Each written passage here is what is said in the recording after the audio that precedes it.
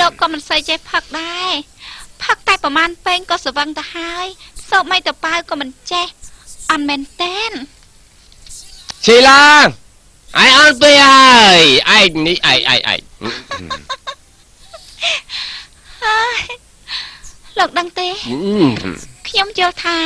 ខ្ញុំមានសុភមង្គលណាស់លោកប៉ាក៏ស្រឡាញ់ខ្ញុំអ្នកម៉ាក់សាន់តុងក៏ស្រឡាញ់ខ្ញុំហើយនឹងការរស់នៅរបស់ខ្ញុំពិតជាធ្វើឲ្យខ្ញុំយល់ថាខ្ញុំមានសុភមង្គលជាងគេបំផុតក្នុងโลกនេះនាងឈប់និយាយទៀតទៅបើនាងនិយាយទៀតខ្ញុំចំណែកនាងរហូតដល់ស្លាប់ហើយ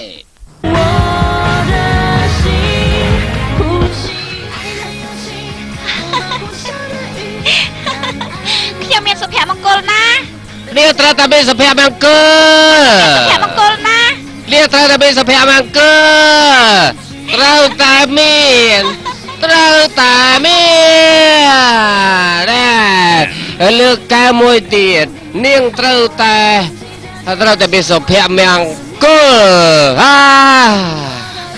ម្នាក់នេះខ្ញុំបកគលឲ្យអ្នកទាំងពីរហើយបាទខ្ញុំយ៉ាប់ខ្ញុំលាហើយលាទៅផ្ទះទៅទៅណាឡើយទៅផ្ទះវិញមកដល់ផ្ទះហើយ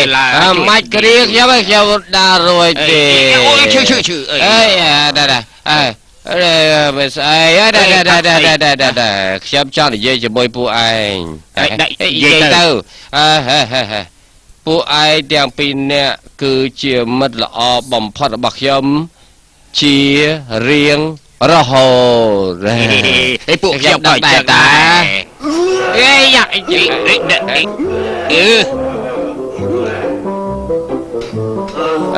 ធូរច្រើន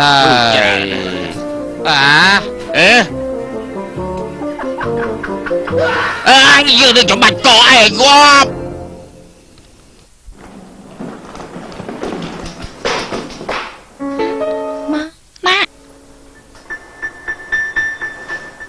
ម៉ានេះឲ្យរៀបចំបាលីទៅណា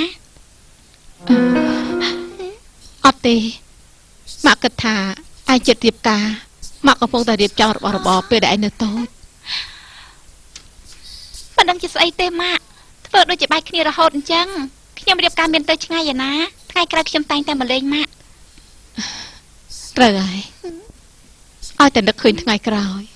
ក៏មិនអាចនឹកក្បែរប៉ាម៉ាក់ខ្លាចកូនត្រូវគេធ្វើបាបមិននឹងអាចតែសាន់តុងល្អនឹងខ្ញុំណាគាត់នឹងការពារខ្ញុំមែនទេ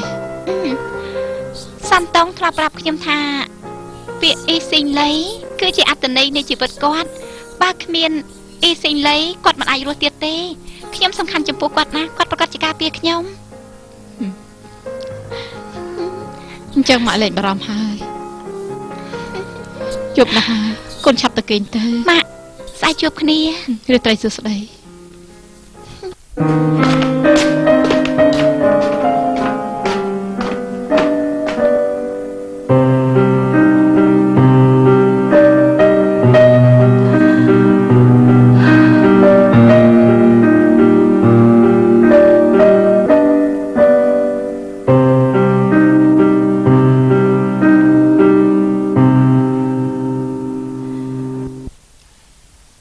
បាញ់មិញសេញលៃរាត្រីសួស្តីតាអូន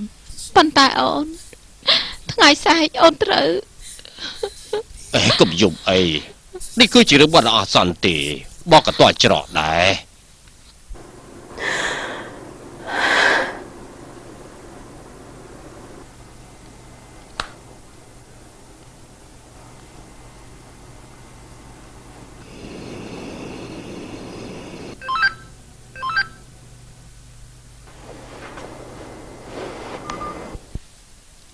ដេកហើយនៅបងនឹកអូន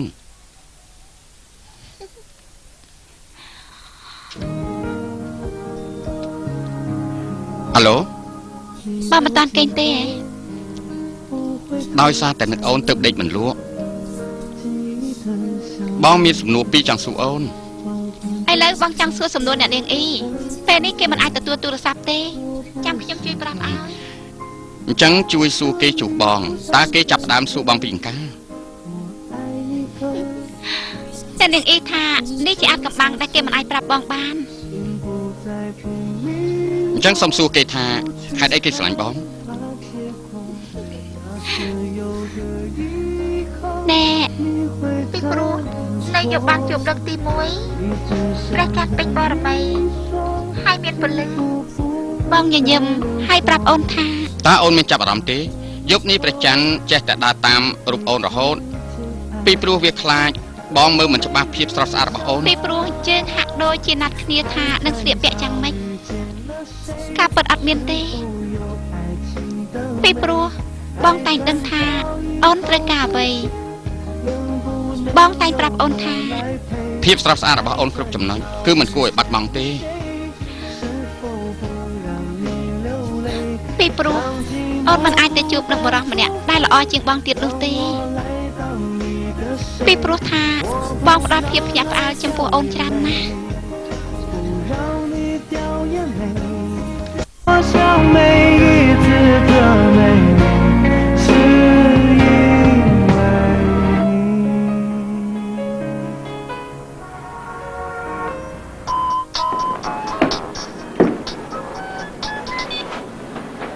អាឡូអាតាមកកាអីហ៎ជីហ្នឹងលោកយាយឈឺហើយមិនក៏ឯងមិនមកវិញឲ្យចង់ដើរលេងដល់ពេលណាទៀតលោកយាយឈឺត្រូវហើយឆាំមកវិញមក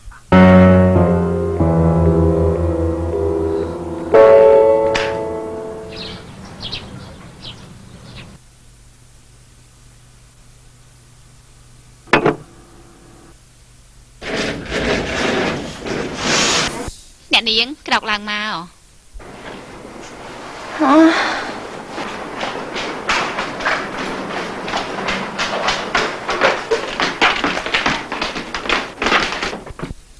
អ្នកនាងចាំមិនហ្នឹងឈ្មោះដ៏ធំឈ្មោះអ៊ីកវ៉ាងស៊ឺនៅសៀងហៃក្នុងពេលតែមួយយប់ក៏ប្រកាសខ្សែធនបងលីមិញនេះតើបងថាម៉េចបុគ្គលិកទាំងឡាយដែលធ្វើការឲ្យសហគ្រាសត្រកូលអ៊ីឥឡូវនេះកំពុងតែផ្ដុំគ្នានៅមុខក្រុមហ៊ុនទាំងកំហឹងសំណុំពរឲ្យដេជនដែលមានការពាក់ព័ន្ធចេញមុខដោះស្រាយតាមនាយកព័ត៌មានបានដឹងថាប្រមាណថ្ងៃមុននេះអ៊ីកងធីងបានសម្រួលឲ្យភិហ៊ុនដើមទុនបន្ថែមទៀតហើយក៏ប្រឹងប្រែងរកម្ចាស់ដើមទុនថ្មីជូននៅផែនការថ្មីរបស់គេដែរម្យ៉ាងទៀតមានមនុស្សជាច្រើនបានវិនិយោគដោយតម្លៃខ្ពស់មិនបានជាអញ្ចឹង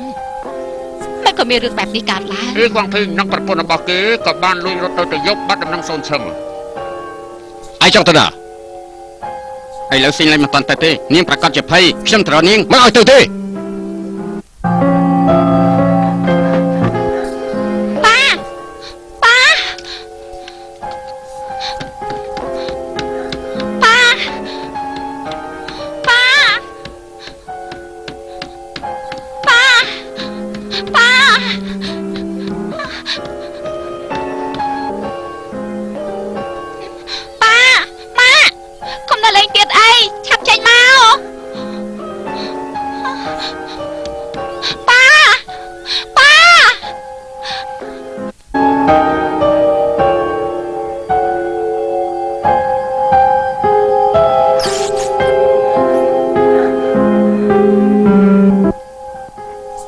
ខ្ញុំត្រូវស៊ីងឡៃអ៊ីក៏ភីបានយកប្រាក់រាប់សិបកោតឲ្យរត់បាត់ឯសួរថាមូលហេតុអីរឿងនេះអត់មានពាក់ព័ន្ធនឹងនាងទេអ្នកថាអត់ពាក់ព័ន្ធ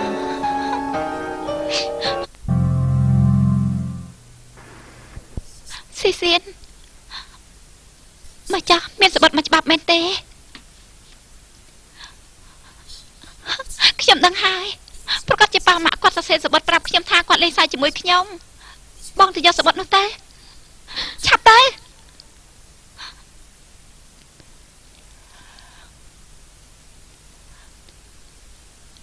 ឆាប់អានឲ្យខ្ញុំស្ដាប់ទៅឲ្យលើឡើង